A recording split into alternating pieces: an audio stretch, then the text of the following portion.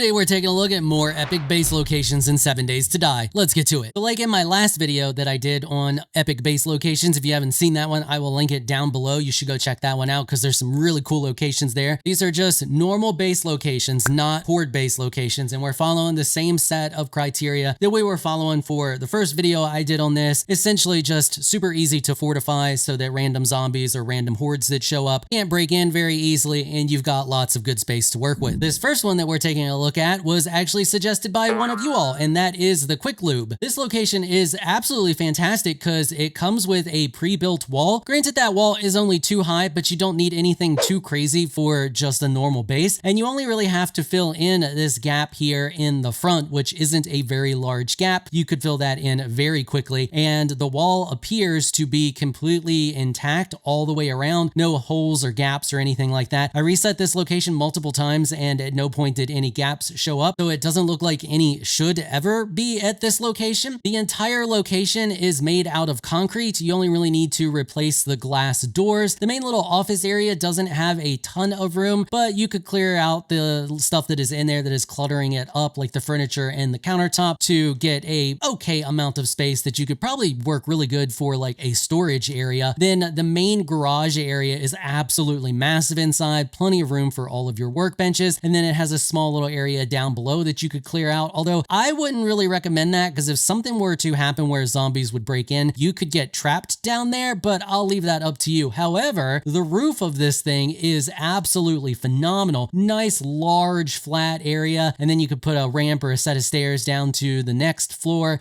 which is a smaller little area over top the office area, but absolutely fantastic for gardening or your dew collectors or just whatever you want. And from up here, you can easily see the entire outskirts of the wall so that if any zombies show up, you can easily take care of them and dispatch them. And on top of that, the upper part of that wall is made out of railing, so you could easily shoot through that too to take the zombies out if any of them are attacking your wall. And yeah, other than that, just a nice little simple base location that you could quickly and easily fortify and set up shop in. Next on our list today is another one that was suggested by one of you all, and that is the Navezgane Fire District number 3. This one's not too terrible to fortify. It's a much larger chunk of wall that is missing from it. So you can see here in the front, we have wall all the way around it, but the front is missing wall. It does, however, extend that wall that goes around it a little bit past the front of the fire station. So I would just build a line right across here, 2 or 3 high of a wall to complete it. This will ensure that you are properly fortified and that zombies cannot get to your base relatively easily. And then you want to head around back and double check the rest of your wall because there's going to be some holes in it. You're going to want to patch those holes up as zombies can crawl through some of those holes. I would just go and patch all of them up. Should be quick and easy job. Then you're going to want to go and replace some of the doors. There's going to be some of the large garage doors will be busted up or could be busted up. And then you want to double check all of the metal doors as well. Once you get inside, one of the really nice things about this location is that there's only one set of stairs to get to the second floor. There's a pole, but that's not going to do anybody any good. But the set of stairs is what you want to take out, or at least take out part of it to help stop zombies from getting up. And then the whole second floor is going to be super secure and is where you're going to want to take over and start setting up your base. You have a ton of room. There's a lot of little side rooms, massive rooms. You're going to need to clear out all of the furniture, obviously, with all of these locations, but it does boast a ton of space inside on that floor. And then there is a set of stairs that will lead up to the roof, and the roof is just absolutely massive, has even more space for you to set up whatever you want to set up on the roof as well. Overall, I like this location a lot. I think it was a very good suggestion. Takes a little more to fortify it and get it set up so it's nice and secure than the previous location, but I think it's a really nice location with an absolute ton of space. I honestly feel like this would be a really good one for a group and not so much for a solo player. I think it's a little bit too much space for a solo player, but for a group, I think it'd be phenomenal. Got plenty of room for everybody to have like their own little space and then have a collective shared space. And yeah, if you're playing with a group, you should totally check this one out. Next up, we have the first of 2 ranger stations, and that is Ranger Station Alpha. Now, the ranger stations are pretty interesting because they are very vertical, and on top of that, they almost always have a fence all the way around them. Now, I know you're thinking, well, fence, that's not very good, and you're right. They don't have a lot of HP, only at 300, but they are essentially your first line of defense and not really meant for anything more than that. The great part about the ranger stations is that they are easily fortifiable because their footprint is so incredibly small. You could either surround them in a wall or you could easily trench around them as well, which granted is a little more effort to fortify than some of the previous locations that we've taken a look at, but it is very worth it. So aside from trenching this one or walling it up, I would also advise getting rid of this little metal pathway through here, this catwalk that connects it to the other building. That is pretty much its only other weak spot. There is no other entrance to it. Once you have gotten rid of that, you'll actually have to build your own set of stairs or ladder to get up to the first floor of it. Speaking of floors, this thing has 7 full floors for you to use as your base of operations. Now, I will admit that those floors aren't in the best condition and it's going to need a decent amount of repair, but think of it as a fixer-upper with some solid bones. The frame of this thing is very sturdy and it has multiple supports. The metal parts that you see only come in at 1000 HP, but it does have concrete base that it is setting on for the most important parts of the structure to keep it up. And with the height and the open nature of the whole building, you will easily be able to see zombies coming at you from a mile away. On top of that, location is key because these things are often off the beaten path and not found right in the middle of cities. But don't let that scare you because usually they're not very far from a city. And because this one is so massive and has so many floors to it, it also makes it a very good base location for a group of people. Getting this thing fortified with a group of people won't take any time at all. Getting it fixed up with a group of people also won't take any time at all. So if you like a more open base feel and you like to be able to see zombies coming at you from far away, maybe you're playing a sniper, something like that, check this one out, give it a try. I think you'll like it. And last but certainly not least, we have our second ranger station, Ranger Station Charlie. This one is really nice as well. It's not quite as big as the previous one that we looked at, but it has a lot of other things going for it. First off, it has a nice little side building, which actually can be converted into a horde base. Second, it has a very small footprint and is on a solid foundation of concrete, so its foundation has 5000 HP. You could easily trench around this entire thing, or you could just build a wall around it to secure it, or just do both. Its floors are all pretty much intact, so it doesn't need a ton of stuff done to it, and it's built in a way that nothing will hover on those floors either. You'll be able to place your crafting stations down without any problem. It also has enough stability that you can extend those floors out a little bit if you need more space, and at the top of it, it's got a fully enclosed structure. It will need a bit of repair because there's a large hole in the side of it, but you can also use that as a spot to expand on it because it can expand out. As I stated, it's got really good support and you can expand out a little bit. And then the top of the roof of this thing is a nice flat surface for all of your dew collectors and whatnot. Do note that some of it will actually crumble and need to be rebuilt, but it's not too terrible to do that. Since it's so high up, nothing's going to come at you from the top up here, and you can just easily repair that with some wood. And just like the previous ranger station, because it is a very tall vertical structure and it doesn't have walls on most of it, it gives you really good line of sight all the way 360 degrees around you so that you can easily see like hordes coming or just random zombies that may be wandering by. And because it's not too large, it's perfect for just 1 or 2 people to set up base in. I've actually set up base in this one myself, so I can attest to how well it works for just a nice little base. So yeah, if you're looking for something that is quick and easy to fortify, nice and structurally sound, and a 360 degree open view, check this one out, give it a try. I think you'll like it. All right, that is going to wrap it up for this one. Hopefully you all found this video helpful and informational. If you did, please consider hitting the subscribe button and notification bell so you can be notified when I upload other videos. And if you're looking for some more of my 7 days to die content, you can find a link to another one of my videos on the screen right now. I want to give an absolute massive shout out and thank you to all of my channel supporters for helping to keep these videos sponsor free. You all are absolutely amazing people. If you would like to become an official channel supporter, check out the links in the description below. If you enjoyed this video, please leave a comment down below. Let me know what you thought. If you're shy, you don't like to comment, just hit that thumbs up button and share your support. Until next time, thanks for watching.